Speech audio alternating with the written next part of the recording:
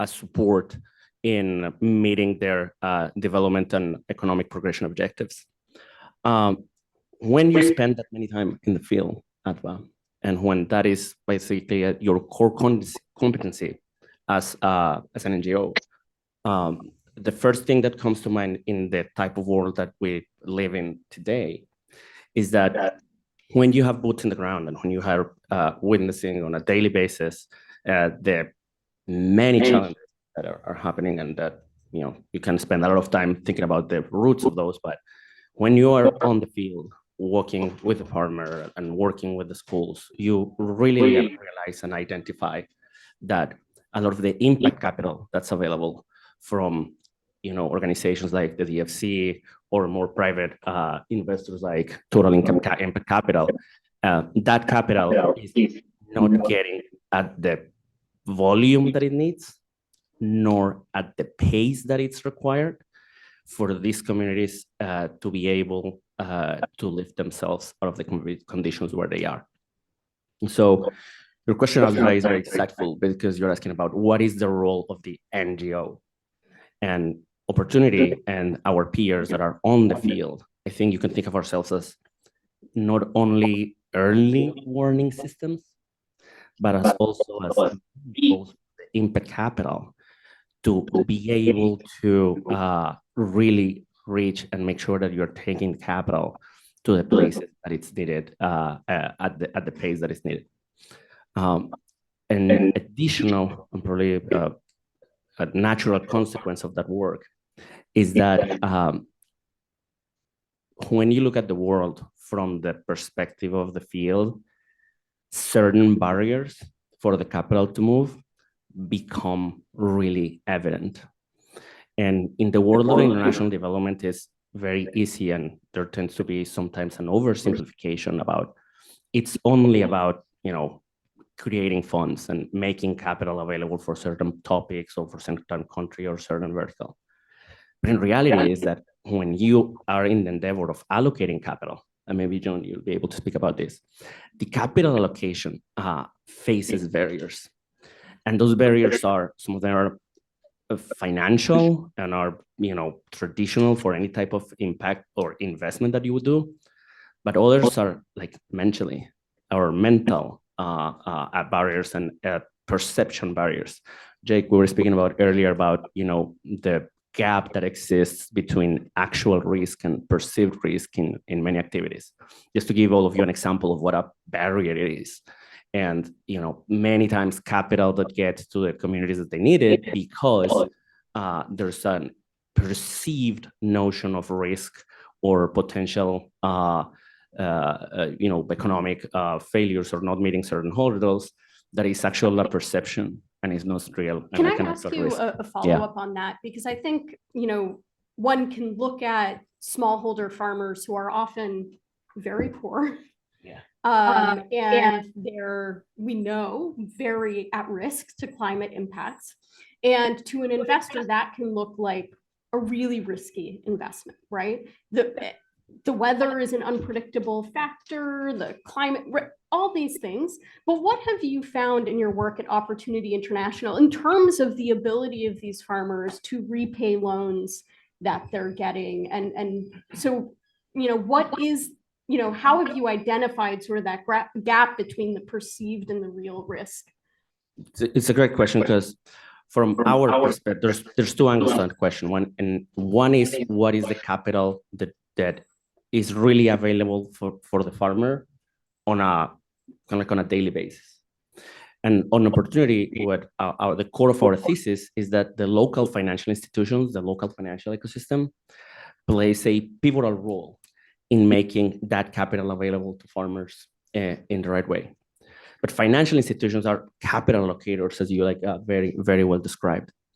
And the reason, Opportunity International last year mobilized, our financial institution partners mobilized over $85 million into agriculture, into the smallholder farmers that you just rightfully described as risky lending to risky endeavors in a risky country under risky climate conditions. And yet, local financial institutions made $80 million available to it, and that's just like the fraction of the farmers that we served in our countries. So what that speaks to, Adva, is to the fact that locally, when you look from the field up, not only is this a market that is underserved, but actually local financial institutions can make a business out of it. And they, the financial institutions, they do their own calculations and they do their own market analysis, and they actually make a conscious business decision of serving these markets. And that's because these farmers are repaying their loans, right? Otherwise, like, try to run a bank if your farmers don't like payback. But I'll give you the other piece of it, the important part of the puzzle, like why this happens. And opportunity response to that is very simple. Like, capital alone will not flow and you won't get credit if the farmers are not met with training and support. Opportunity manages a network of 1,300 farmer support agents that today have a reach to over 250,000 farmers that are through digital innovations and have digitally enabled ways and platforms to track performance at the farm level, as well as performance at the financial level. So giving the farmer giving wraparound services and facilitating farmers something that is additional to just the financial capital, that's what's make the difference for us, and that's what is the value to that. And I think we've seen that in a lot of programs, not only investment programs where you do have that added value, but even in more traditional aid programs, especially sort of graduation models, where they've proven that just giving the capital isn't as effective as capital plus the sort of wraparound services. Absolutely. John, I want to turn to you and sort of what you see as some of those key barriers. You were nodding your head with that technical assistance is sort of an important piece of this. But I'm curious, what you see as the key barriers to really bringing private capital into some of these sort of tricky investments in the space. Thanks for the question, Adva, and it's great to be here on a panel with Mauricio and Jake dealing with this pretty challenging issue.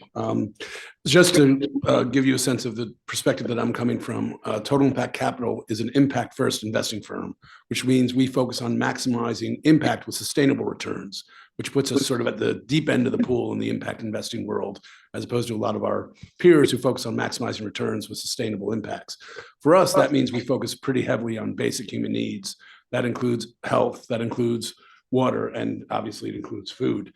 And in the food area, I would say our experience has been that that's probably one of the most complicated sectors to invest in, for all the reasons Mauricio annotated. I mean, you not only have to deal with regular business risk, you have to deal with commodity price risk, you have to deal with market linkages, which are very difficult. You have to deal with normal climate risk, which is, sometimes it doesn't rain, sometimes it doesn't. And then on top of that, you have to deal with the risk that's imposed by climate change. So around the world, there are millions of smallholder farmers who farm the ways their fathers and their grandfathers, and actually mothers and grandmothers farmed, which assumed a certain climate pattern. And as that climate pattern changes, they're not able to achieve the same yields that they're able to do. So just one example that we're familiar with is in El Salvador, or in Central America writ large, not just El Salvador, there used to be a pretty predictable pattern to how the rains would come. In the summertime, they would come in June and through July, and then there'd be sort of a 2-week hiatus, which would be the perfect time to plant because the ground would be soft, and then the rains would come again, and you get wonderful yields. That pattern has been disrupted, and farmers who plant according to that methodology are getting more and more disappointing yields. They try and make up the difference by getting loans from the bank and figure the next year will be better, and they get into a deeper and deeper hole with the banks. Now, this is a solvable problem. If they had a reservoir, then the irregular pattern of the rain could be captured when it rains too much, drained from the land, and then they use that water to irrigate the crops when the rains don't come on schedule. But that costs about $4,000 to $5,000 for a typical farm, and that can't be paid back in the 12-month period that most agricultural loans provide. So you need a longer-term financing mechanism. So part of what you have to do is you have to structure the financing around what are the real needs of the farmers, and really the only way to do that is to have the expertise that comes with the type of technical assistance that Mauricio was talking about. So, the only way you know how to build the right reservoir is with people who've been building reservoirs, which aren't the farmers. They're people who sort of had that experience. The only way you know how to manage water appropriately is with folks who've had an experience learning how to manage water in these types of now water scarce or highly variable water situations. Same with soil. And so, when you think about all the challenges that investing in agriculture faces, one of the best ways to overcome that is with the knowledge and information that comes from the evidence base that allow the technical services provide. And that allows you to then structure financing solutions that meet the needs of the farmers instead of what's available, which really is the best that the local institutions can do. And I do think what Mauricio also said is right.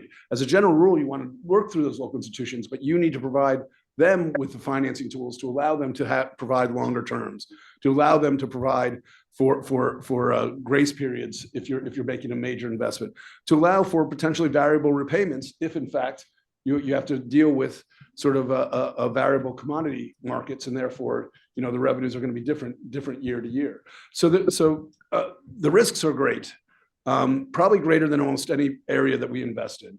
I think the results that have been achieved in agricultural investing bear that out. That I think agricultural investing about 5 years ago was the top destination for impact investing. I think that's not the case anymore, largely because there's not been a huge track record of success. But the flip side of that is the opportunity is great because most farmers are not using the most modern techniques, the most modern methods, the data, the technology that can allow them to really achieve dramatic increases. And if we can channel investment into those increases, which also, by the way, will have less of an impact on the climate, we can really capture that upside. Yeah, I think that's such an important point because I think so often people think about smallholder farmers and they think, okay, what they just need is sort of very cyclical investments, more like working capital so they can buy their seeds. Once they sell their crop, they pay it back. That a lot of financing is structured sort of in that way and sort of really looking at what are the needs to allow them to adapt is sort of a different frame of mind and a different way of addressing that type of capital and those capital needs. Jake, I want back to you because I know that in 2022 at COP, the DFC made a pretty significant adaptation finance commitment.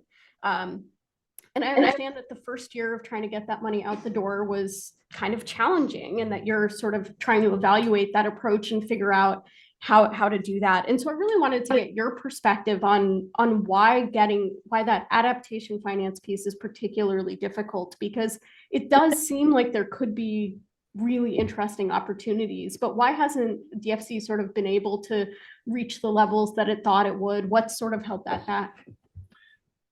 Thanks, Adva. And I'm also going to try to pick up a little bit on some of the themes that John and Mauricio touched on, because I think there's so many. I wish we had way more time. There are so many threads to try to pull on. To your question, I think we think about adaptation and mitigation in the same categories oftentimes, and we from sort of a global financial architecture perspective, there are efforts to sort of split it down the middle. We're going to do 50% mitigation. We're going to do 50% adaptation. There's one fund that I'm familiar with in the world, the Green Climate Fund, which has sort of somewhat successfully been able to deploy capital in that manner. But I think that what you mostly find is that the types of opportunities that are available for investment around the world are much larger in scale and availability on the mitigation side. And that reflects sort of the basics of financing that we're working with today, which is you're looking for creditworthy borrowers, you're looking for business models that generate streams of reliable revenue, you're looking for assets that can be collateralized and valued from a credit perspective, and that can be sort of easily diligenced and understood in a financial system that deals with standardization and risk. That is not the case in terms of so much of what we're dealing with on the adaptation side. I do think that we're increasingly starting to see scalability around a couple of sort of subsectors within adaptation. Number one is water infrastructure, where, for example, DFC has been doing recent transactions at the multi-$100 million scale. I think of something like our Smart Rio investment in Brazil, which is a wastewater / technology investment to totally overhaul the city of Rio de Janeiro's system for monitoring and managing its water infrastructure. It's actually quite an impressive sort of tech application of tech sensors and Internet of Things into the way we think about infrastructure that will help them adapt to more regular flooding and more intensive rains that they're experiencing. We're looking at similar sort of water style infrastructure projects around the world, but it doesn't get to the sort of the regular scale of bread and butter clean energy financing or infrastructure financing that you see on the mitigation side. I will say, I think we've actually surprised ourselves with the amount of financing that we've been able to channel into climate adaptation. In FY22, we invested nearly $400 million, 390 some odd dollars into climate adaptation. Last year, FY23, we actually had a bit of a dip from there, reflecting some of the lumpiness of our portfolio. I think we're at about $192 million. This did not count some of the transactions that have massive co-benefits for adaptation. In some cases, for example, in some of the work that we're doing in debt for nature restructuring, where so much of that financing that is generated through a debt restructuring gets rechanneled into community development programs, education programs, sort of nature-based solutions programs that are key for adaptation finance. But let me also try to sort of tie sort of part of the answer to this question back to something that we were talking about, and I'll be quick. I wanted to ask one thing. I know one of the things that the DFC is trying to do differently than its predecessor, OPIC, is not be as sort of incoming with the types of deals you do. So you've identified this as a priority. And I wonder if the DFC is saying, okay, we're finding it hard to find the investments aren't like just coming in. We put out this call, they're not just coming in. Maybe we need to go out there and help to structure and put together investments in this space to meet these commitments that we've made. So is the DFC doing that? And do you have the tools you need to be able to do that and be more sort of proactive on doing these kinds of investments? Yeah, no, it's such a good question. And the answer is yes. And, you know, in my explanation, the way that was sort of realigning itself from an organizational structuring perspective. I sort of gave a high level overview, but there are two specific things that we're doing that are really relevant to this question and really core to how we're thinking about this sort of thesis-driven approach rather than a demand-driven approach. Number one is that we set up an office called the Office of Catalytic Investments, OCI. The purpose of OCI is somewhat self-explanatory. It is to be catalytic. Now, I think probably all of DFC thinks of itself as catalytic. So when we're talking about OCI, what we're really talking about is sort of ratcheting up the amount of risk that we're willing to take in demonstrative transactions. I mentioned the Build Act. The Build Act talks a little bit about what DFC's risk appetite should be. It doesn't talk about return. It says DFC shall have, quote, an appropriate financial performance. Contrast that with OPIC statute, which required us to have a return to the Treasury. It's a dramatic shift. Now, we are not looking for a loss, but we do believe that we have an important role in playing this catalytic role to take an effort like the one that Mauricio is working on, for example, and inject a small amount of risk capital that can give the private sector, other financiers, other investors, the confidence that they need to come in, recognizing that someone like DFC is there to backstop their investment. That's one thing. The second thing, and this is playing out very actively in my office, is that we are focusing on upstream pipeline development. we launched a team within the climate office called the Upstream Pipeline Development Team. We're presently hiring for 3 positions, one focused on clean energy, one focused on supply chains, and one focused on adaptation, recognizing the need to be more upstream. What does that mean? More early stage in the development of opportunities. Because unless you are out there on the ground, working with civil society, working with partners in the US government, working with our peers in the DFI and MDB community, you're only seeing what's coming to you.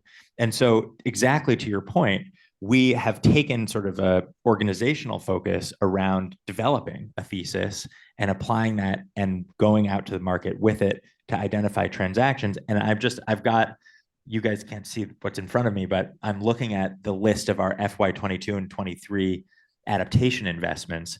And one of the things that's sort of striking to me about it is so many of the projects that we're doing in the food security space, something like supporting LEAP Agri or the 1 Acre Fund or Responsibilities Fund, that also includes a technical assistance grant that we've provided to help those fund managers, those companies, essentially take a little bit more risk, investigate a question of how can they be more inclusive around women in their investment strategy? How can they be thinking about early warning systems and integration of data as they think about food security, application of inputs, seeds, fertilizer, and so on. So it's your question was strikingly on point, not at all out of character, and I'm really happy that you asked that. Thanks. Yeah. In a few minutes, we're going to come to all of you for questions. So just letting you know to get your questions ready. Mauricio, I want to come to you. Jake mentioned that you guys are putting together sort of an interesting blended finance vehicle to try to tackle this issue. Can you tell us a little bit about what it is, how it would work, where things stand with it, and how you think it would tackle these challenges? Yeah, and thank you for that. And Jake, it's very refreshing hearing the new perspective from DFC, because I really believe that you nailed that. That's exactly a perspective when you think about being, catalytic and being, how can you kind of like flip a little the script as to why the impact capital, as I was saying earlier, is not getting to the communities we need. I want to also Mark Green's comments earlier today about that. For the type we do, and our vehicle in particular, is putting the farmer and putting the community at the center of the design. And right now we're working on an opportunity in a $75 million initiative called the Climate Corridor Alliance, whose core is a $25 million vehicle that we hope the DFC will support in the not too distant future, that will have a combination of technical assistance and what we call catalytic credit support capital. The core of the thesis is that if you put the farmer at the center of the design, you realize that there's a barrier, a hurdle, that it's a little bit greater than the availability of capital itself. And that is the gap between the actual risk and the perceived risk in the farmers, as I was saying before. So what we're trying to do is basically creating and putting together a funded credit risk mitigation mechanism that will facilitate our financial institutions and that will help them mobilize more of the loans that will be funding the regenerative agriculture transition that John very articulately did earlier today. And your comment that was spot on that moment, making the climate adaptation a reality and making the communities that are really facing the biggest hardship of the extreme weather events and the communities that are suffering from the erratic weather patterns, they want to build a solution. They need to get empowered to do that, but they need the capital. And the capital, there's a role that the financial institutions need to play in facilitating that capital. And we've, as from NGOs and having the opportunity to be advocating for those farmers in these forums, we have the climate justice responsibility of removing the barriers for the capital to reach the farmer when it needs. So we're very excited about our Climate Corridor Alliance. We have won 2 high-profile design awards that from large corporations and foundations, including Rockefeller, Bill and Melinda Gates Foundation, and we're excited about it. It's a design, it's innovative, and it's flipping the script of, you know, trying to solve for a fund and a large allocation or ET allocation of impact capital towards, let's focus on the farmer, de-risk them, and make the capital available to them on time. John, I'm curious what you think about that proposal. I know you've helped design some really interesting blended finance vehicles, which have had risk mitigation tools in other sectors, particularly some come to mind in health to me. But I'm curious what sort of risk mitigation tools you think would be necessary and sort of how this could sort of be structured to meet the need. Yeah, and I say this just based on the brief conversations Mauricio and I have had, and I can say, full disclosure, I have no interest in this particular vehicle at the moment. Yeah, unfortunately, it could change. So the most important element that I talked before that is critical to I think de-risking, and it's embedded in this, is the technical assistance. I think in this changing world, the farmers themselves, I like the idea you put the farmer at the center, but you're enabling that farmer. The farmers themselves need to figure out how to adapt to this world, and they need help doing that. And giving them that help, I think, is important. I think the other side is giving the banks a way of understanding how to approach the farmer and how to structure their products in ways that are cognizant of the fact that, like I say, commodity markets can change, weather can change, and a fixed payment amortization schedule is going to be very tough for farmers to service if they don't have some flexibility built in there. To get that flexibility, you need the blended capital structure, and that also is a critical component of what Mauricio describes. Those two elements, I think, are key. A third element, and I'm not sure if this is there or not, but I see as fundamental to making financing work for farmers is connections to markets. So the other big challenge that farmers have is, you know, producing product and then not being able to sell it all, or facing a middleman who's going to give them a much discounted price to what they otherwise could get. And being able to make sure that if the farmers get the capital and they make the investments and as a result get, you know, very robust yields, they're going to be able to turn that into cash. That's a pretty important element. But overall, you know, this is the way to solve the problem, is to marry finance with expertise, with flexibility. And I think if you do that, we can take advantage of all the great opportunities that exist to dramatically increase the productivity of farmers around the world. And I'll end there because I think it's very important to understand, you know, the vast majority of these world's farmers are using 100-year-old technology, 150-year-old technology, and there is mechanisms, some simple, some high tech, that exist that can really not just increase yields 5, 10, 15%, but increase yields by 2, 3, 4x. And if you're able to provide that to the farmer, you're able to really realize some potential upside. Yeah, and the upside there is not only, you know, potential return on that investment, but it's also much increased global food security, right? Yeah, and you think about it, and farmers who are going to invest in their land, preserve their land, and help feed their populations instead of migrating to places where you know, they're not going to be able to make ends meet. But if I can add a remark building on what you just said, and just for to put this in perspective, and it's something that when we started focusing on climate adaptation and this, the numbers that stuck to me, and I don't forget about this, is the latest count available by the United Nations, 600 million smallholder farmers, and in the world, globally, 2 times the population of the United States of America, give or take, less than that. And they produce 1/3 of the global food supply. Let that just sink in for a moment. What would happen if we don't protect that 1/3 of food supply out there? Let's put this in weak terms. What would happen if you weren't able to put food on your table, on your family's table, 33% of the time? So I really welcome what you said. You know, this is an imperative, and that's why we're very happy to talk about this with Jake and John. And thank you, Alpha, for this. Absolutely. We do have time for a few questions. I think we'll take about 3 questions. If you want to come to the microphone that's right here and ask your questions, we're going to take them in a group and then answer them. Thank you so much. What a fun, interesting conversation. Really, really appreciate you all. My name is Devana Bell. I'm with Heifer International. So much of what you said resonates with the work that we're doing. But Marcio, one point you made, it didn't resonate with me, which is seeing that the banks are willing to fund. So I can give a couple examples in Bangladesh and in India, where we've been working with banks, and Heifer has actually an impact capital division, Heifer Impact Capital. So we're really fortunate because we have unrestricted money. And so we have found that we have to give a lump sum fund of guarantee funds to banks for them to be willing to take on these loans. And actually, they're not even wanting to manage them because they're so difficult. There's so many smallholder farmers.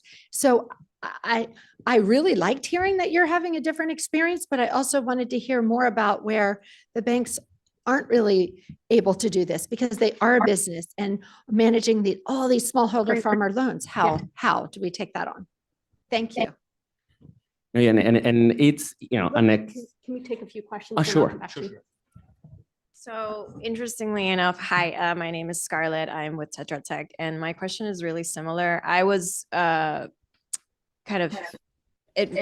kind of remembered when you said that local banks are key to the whole puzzle. And I just wanted to get, some evidence from you because we have also had a lot of issues with that in Ecuador, for example.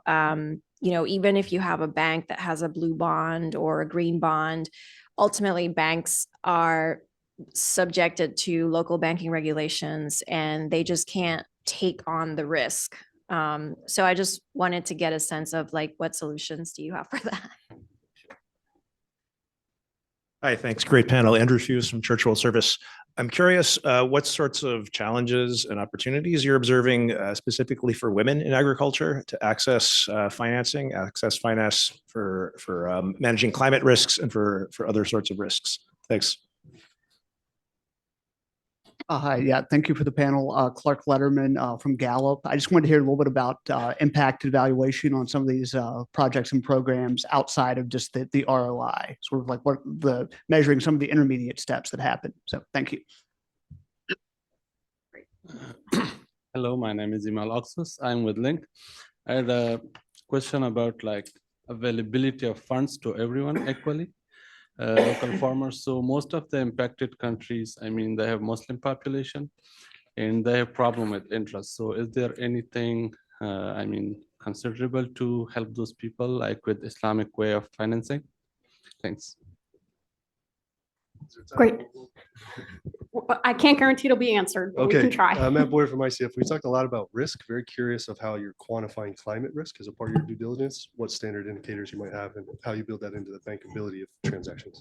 Thank you. Great. All right. So we have sort of two questions that I think, Mauricio, you can take sort of about the local banks. And maybe this is different because you're working with a lot of local MFIs. And so I think there could be a difference there between MFIs and commercial banks. But I do think, Jake, maybe you want to, or John, you want to speak to the role of guarantees in that space. We had a question about sort of gender and how you incorporate women into these structures. And then question on impact evaluation. And then this last question was really about climate risk, which maybe Jake, you can take as well, or John. But we only And the have question about on interest rates. Interest rates, maybe you can help answer that one. If only we could answer that question, I think a lot bigger problems would be solved. Thank you all for missing lunch and staying here with us for another 2 hours so we can unpack all this. We're very grateful for this. But very briefly, and very grateful about the questions about financial institutions and how we do it. Allow me just to answer by providing a little bit of context and offering emotional support. And it's a hard job. Yes, it is. Just for context, Opportunity National has 130 financial institution partners today that develop and implement our methodology for lending in the two sectors that we care the most about. Smallholder agriculture being one of them, the other being education. And out of those 130, 20 are the ones that are doing the work in agriculture. Those 20 mobilized $85 million last year. So for those who asked, it can be done. It ain't easy. This is not like that you go on a bank and say like, oh yeah, you can go and lend, and you get the questions that and the issues that you just described. That you're going to ask for a loan guarantee. And that's why we're very grateful for the role that, DFC and its counterparties in Europe and all over the world, there's credit risk mitigation available, which is a key component of this. But the other part of it is market creation and investment readiness for the farmers. And at Opportunity, we are able to provide that. Not only they work with the financial institution, but we do have the reach directly to the farmers, and we connect the farmer to the financial institution. So that's a piece of the secret sauce. It's not staying on the capital and the risking the capital of the FI, is walking alongside the farmer and making sure that they have access to the services and the training and what they need to be effective users of the capital that's available to them.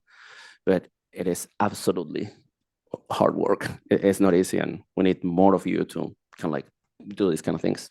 Yeah, I thought these, is it still working or no? Right, yeah. I thought these questions on the banks were spot on, and it's a big part of what we do when we try and structure these types of financing vehicles, because the banks, by and large, are subject to regulation that really requires them to have 100+% of collateral for each loan. That's tough to find. They give them very little capacity to go long term, so they often have to keep the loans fairly short term. And with the interest rate environment we're dealing with right now, which of course, when our interest rates go up a few percentage points, they go up 2, 3, 4 times that much in the developing world. The interest rates sort of veer on the point where they're unaffordable. So typically, and I think one of the speakers sort of referenced this type of model as a challenge, but it is a challenge, but it's what works. Typically what we do is we create financing mechanisms that are funded by our investors outside of the bank's normal capital structure. So the banks either co-finance or administer without taking risk initially, and then as the model proves out, they're willing to put more of their money into the mix. But the idea is that they don't have to take the full capital charge for a loan that is 5 years, not fully collateralized, and linked probably, and the collateral is more a contract or an offtake agreement than the actual land, because land may be so heavily indebted, there's not much left of the land to leverage. And that gets to the last point about interest rates. So yeah, so if you provide a farmer with a 5-year loan at a 15% interest rate, which is not uncommon in a lot of these markets, that's going to look very tough to pay back. If you provide them with a 5-year loan where there's sort of a minimum base payment, and then the rest is paid for based on a percent of the sales, and you actually have the offtake you have the sales go to an offtaker who pays that percentage directly to you, that is a more manageable situation for the farmer. Now, it's still ultimately the farmer is going to wind up paying a significant cost for that capital, but only if the investment works, if the investment results in a much higher yield, so they can afford to pay that significant cost of the capital. I think DFC obviously does a lot of investing through local financial institutions, right? And I think the role of guarantees there is important. I do think on that question of measurement, it is often more difficult to measure your impact when you're lending through financial institutions. I know it's something I've talked to your colleagues about. So curious about sort of those questions for you. Yeah, and I wanted to add on to the question of like, well, what banks are you talking about with a couple of additional thoughts too. Mauricio and John gave super comprehensive responses, but I think another aspect of this is two things. One is some of these banks are going to have to be new banks. We have who are willing to explore the types of structures and risks that John was talking about. We've had some success recently. I think of, for example, a microfinance lender in Pakistan called Kushali Bank, for whom we provided a $15 million loan portfolio guarantee.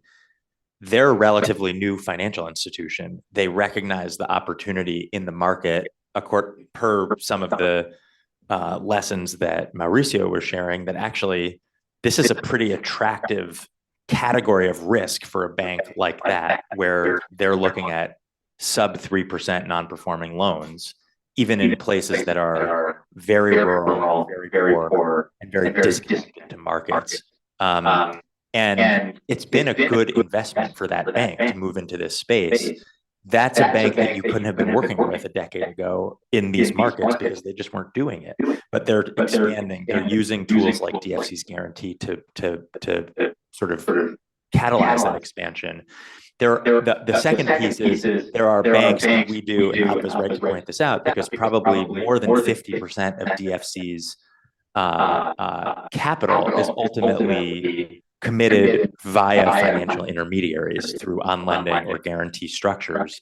And we do a lot of work with banks that have a tremendous amount of experience underwriting risk in the small and medium enterprise category, and they want to learn how to get even smaller, and they need the technical assistance to be able to do that. So I think about another project that we're involved in, which is financing through guarantees. Again, a series of local banks in the northern part of Brazil, in an Amazonian region that has